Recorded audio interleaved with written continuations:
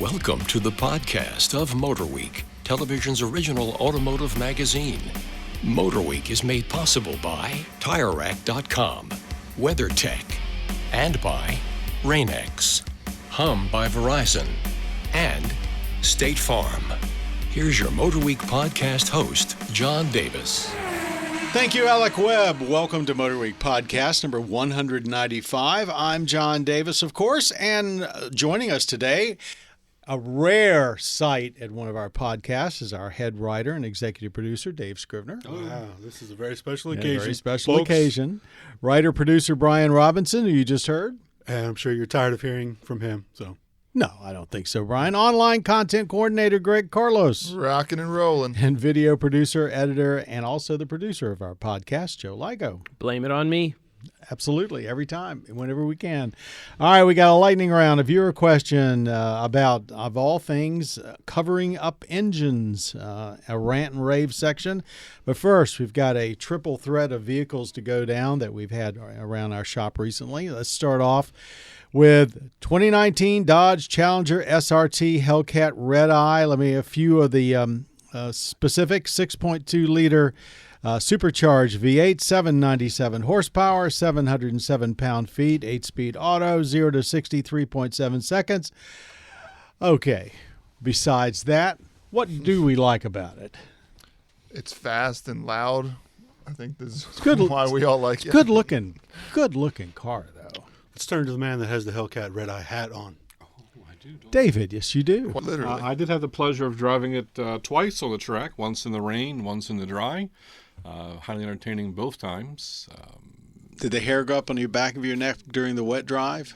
It was more fun on the wet, I think. It was more easy to slide. I'm surprised how capable it was on the track, how forgiving it is when you get it full broad slide sideways and bring it back most of the time. We did show one of our spins in the road test, and I was purposely trying to push the car as hard as we go, and it finally spun on us. But it spun on you, but it didn't snap spin. No, it was very predictable. Way out there, yeah. And you had to push it really, really obscenely hard to get it to do that. That's what I remember about even the original Challenger Hellcat, was that like the edge is just so easily approachable. And it's just actually really balanced for such a big car. But amazing. With all that weight and everything else, front biased, and I mean, just it's they've really done an amazing job. Yeah, essentially, all 3,000 demons that they are going to make have been made. So this is the same engine. Had some leftover motors, slightly detuned, so you don't have to like burn 104 octane on it. Slightly detuned, and a couple special details like all the other Hellcats. It all comes down. There's little details in like the headlights and the red eye on the logo, little stuff like that set it apart from the other Hellcats. Can you buy more performance for the money? $72,745. I don't think you can. Can you? I mean, definitely not that much horsepower. Yeah. Well, it's not just a straight line beast. I mean, it does well on the track. It could use some brakes if you're doing any serious track work. Yeah. 3 or 4 laps, they were smoking. But I ran full laps for GoPro laps on the camera, and it was 8 seconds slower than the 911 GT2 RS. Wow. On the same track, which is pretty damn close. And it's $200,000 less, closer. Yeah. And how many pounds more? It's like 1,200 pounds more. Yeah. But the power is where it comes in. And amazing if job. you can harness it, you can use it.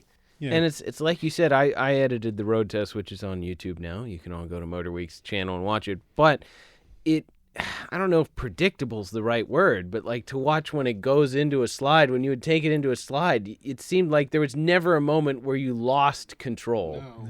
And when I spun, I was trying to link 2 slides back to back, but the track went the wrong way, and I couldn't quite get the angle on the track right to make both corners. You stayed on the track, though. Yeah. But no, even when it was getting real wild, you just seemed like you could just rein it back in and right away. Skill involved there too. Well, okay, yeah, folks. but there's other cars that would be way less friendly to that, right? Just remember, do not try this at home. No. Or do, whatever. Completely on the opposite side of the automotive spectrum, the 2018 GMC Sierra Denali. Okay, this is the real blinged up version of the new Sierra. 6.2 liter V8, 420 horsepower, 10-speed auto. Very competent vehicle if you don't have to walk up to it with dark sunglasses on. But this also had a very unusual feature, a new feature that's unique to you and GMC on it. Greg, tell us about that. Yeah, so it has a multi-pro, I get the name right? Yes. Marketing jargon. Multi-pro tailgate. So close. So close. You had it. But what this is it takes a electric tailgate even further. So you can put it down like a normal tailgate. There's a cutout that you can let down while the whole tailgate's down to let you access the bed. And it's also you can use it as a step, I believe. You can use it as a workbench. Seat. There's a million. It's got all these different configurations of how, because it's like a 2-part tailgate that can fold in all these different ways, and It's a transformer. yes, This is not to be confused though with the carbon fiber bed, which is still coming, but is also an option. Yes. And that, as I understand it, when I was talking to one of the engineers, it's a woven carbon fiber, so they think it's going to be much stronger than anything else that has been contemplated up to now. So they're increasingly stepping the Sierra away from the Silverado when it comes to features. But I have to ask, if you were in the market for a GM pickup truck, would you go this route or would you stick with the Silverado? And is this just a gimmick? I mean, what is it? I guess it's aimed at the luxury buyer, obviously. If I had the money, I would definitely. I appreciate the styling differences they've made between the two. I like the GMC's look better. I wouldn't say for Denali necessarily, but right. It was a good looking truck. And you are pro grade, so it does fit your image better. professional grade. My gripes, I guess, all go to the interior. As much as I like the new GMC and Silverado pickup trucks, they just didn't take the interior far enough. It just looks like last generation. Agree, especially since we have a Ram long term right now. We directly compare it. Which really is turning out to be a nice truck. I get that, and I agree with it, but for most Chevy buyers, I think they're glad that they didn't go the Chrysler route. I think they want just a nicer version of what they had already. You're saying there's From what something I've to be heard. said for like the familiar Correct. GM Well, layout. They don't want a Cadillac truck. That makes a real good argument. If you're a marketing or designer, I imagine that was discussed alike. Like, we don't want to alienate our buyers. Yeah, I think we do have to remember sometimes that we are in so many different cars, so it's easy for us to pick on interiors, but this has the buttons you want, the knobs you want, and for a lot of people, it's going to be plenty. Yeah, and if you're trading in like a 10-year-old, Silverado, and you see this thing, it's going to be like, whoa, this thing is amazing inside. The technology in the truck, I think, is the best out there. Did the towing technology carry over from Silverado to GMC, all the towing features? I'm sure. Yeah. But they did some tricks with aerodynamics. They're using multi-materials in the body, weight saving where it's necessary. The new bed on the GMC carbon fiber.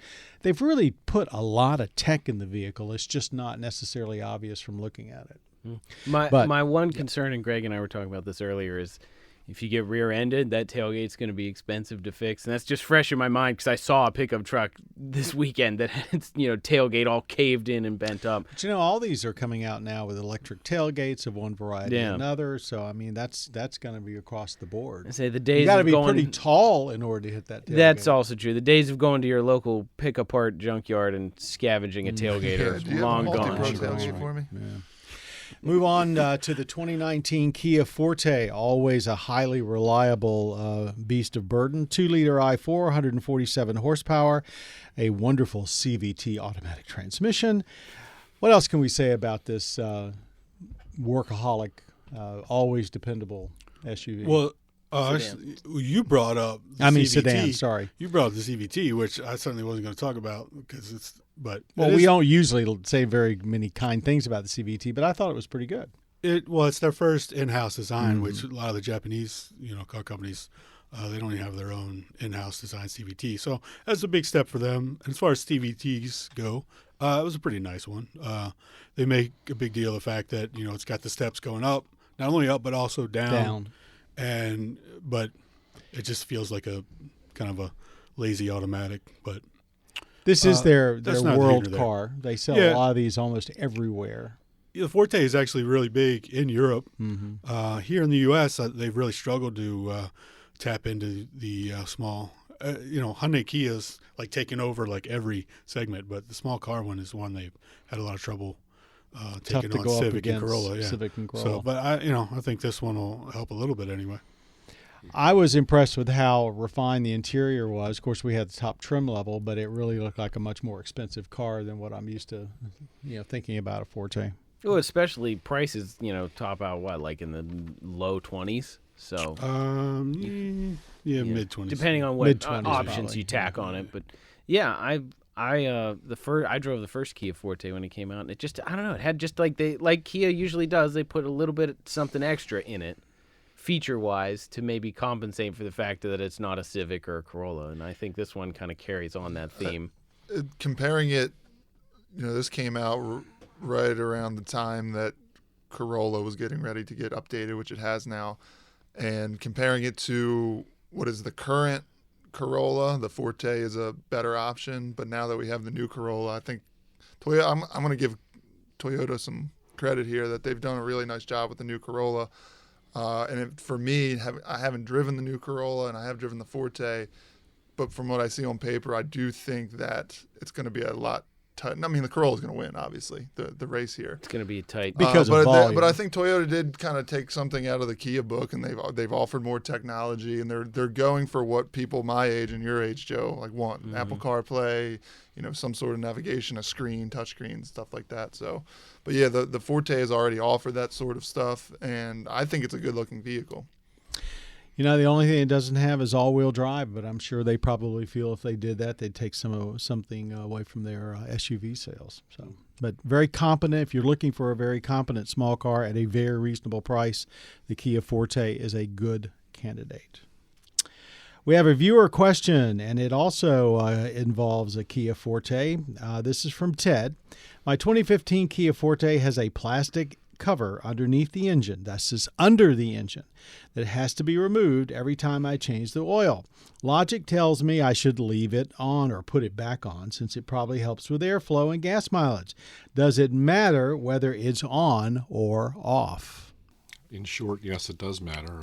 I produce the gloss segments, and Pat always says put those things back on. They're there for a reason, usually for airflow and for cooling. Cooling, yeah. Yeah, cooling's a big thing. People think about the fuel economy. Past Press certain things and to certain things, and it may seem extraneous, but it's not really. Put it back on. Pretty much every car has them now. And you can push your gas mileage down by 10 to 15%. If you've got one hanging down that's half attached, Or overheat your car. yeah, you're asking for trouble. So it's Ted, also worth mentioning noise too. Some of them can cars have so many little pieces of plastic to stop wind noise now. I'm sure it'll sound different if you remove the cover too. Kudos to the brands that actually put metal hardware in them instead of the little plastic fasteners that that break off after- every time you do them. So I've had both vehicles, both styles. Zip ties are your friend. Right? Velcro was an option for a while too. Even with the metal ones, though, my wife's Kia always gets I end up having to really work on a bolt because it just gets the moisture up in there, and then you get some rust and crap. But yeah, short answer, just leave it on there.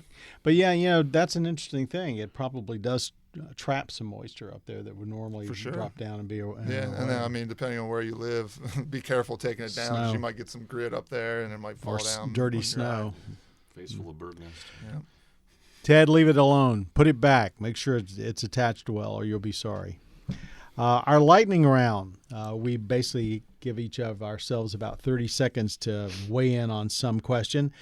And this is kind of a 10,000-foot view of the auto industry question. 2018 had its ups and downs for the American auto industry. I think everybody that follows in the news knows that. FCA CEO Sergio Marchionne passed away.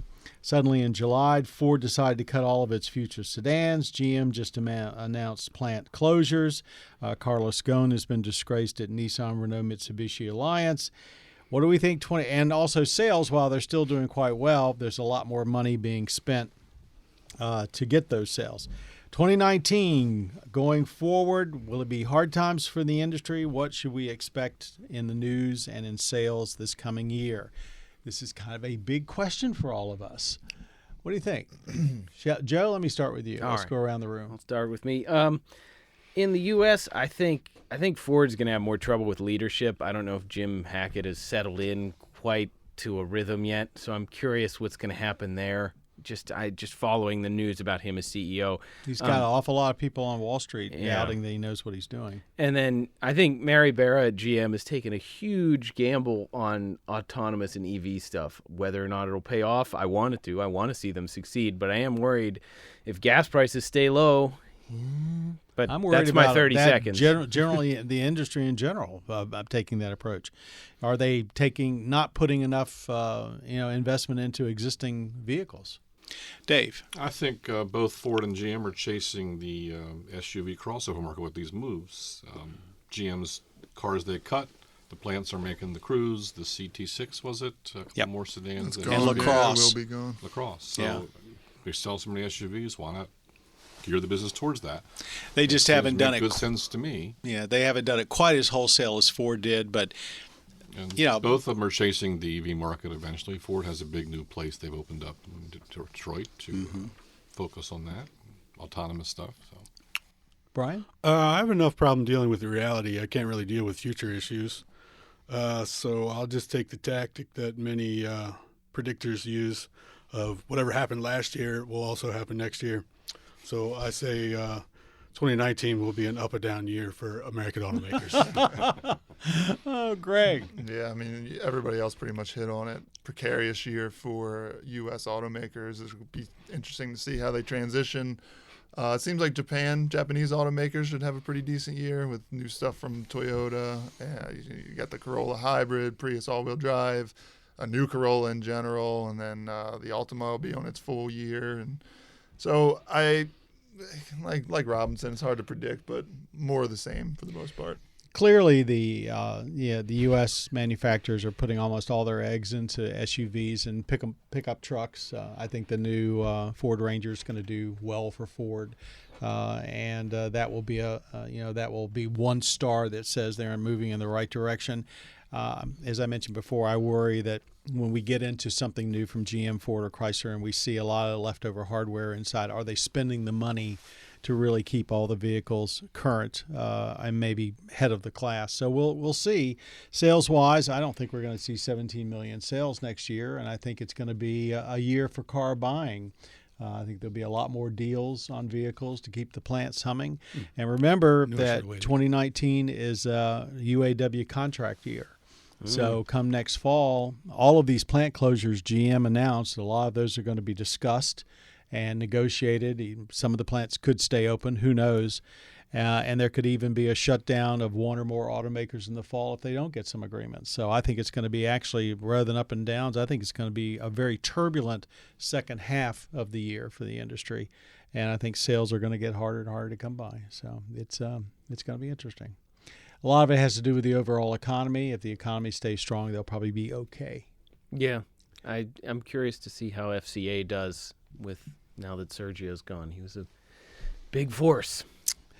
Well, fortunately, most of these companies have more than one person that knows what's going on, but we'll see. Rant and rave time, anyone, as we close out the 2018 year. Anybody got something that they would like to pass on to our listeners? I had a fun thing I wanted to pose to the group. You wake up on Christmas morning with a brand new set of keys in your stocking for a 2019 car or 2020 car. What would Santa bring you, or what would you want Santa to bring you? Ooh, that's a good one. See, we were talking a little bit before. I just had the Trackhawk for the weekend, and my wife liked it a lot. So we know it's going to be in her someone else pay stocking. for it. I want a BMW M550. Ooh. Which I hope someday to be able to own one that's used off lease. I'll shoot for the moon. I'll go for a Ranger Raptor version since There they you go. have said they're not going to make it, but They will. Yeah, I'm still not buying that, but yeah, I'd go with that. Greg? I'm always happy with the 911. So And the new Any one. 911. A new one. Any 911 will do fine. Yep. That's a good one and a good way to wrap up 2018 and this MotorWeek podcast number 195. Thanks to Dave Scrivener, Brian Robinson, Greg Carlos, and Joe Ligo, who also produced this podcast. And to all of you that watched, listened, or somehow connected with MotorWeek this year, thank you very much, and we hope you'll do the same in 2019. Happy New Year, everybody, from MotorWeek. You have been listening to the podcast of MotorWeek, television's original automotive magazine. MotorWeek is made possible by TireRack.com, WeatherTech, and by Rain-X, Hum by Verizon, and State Farm.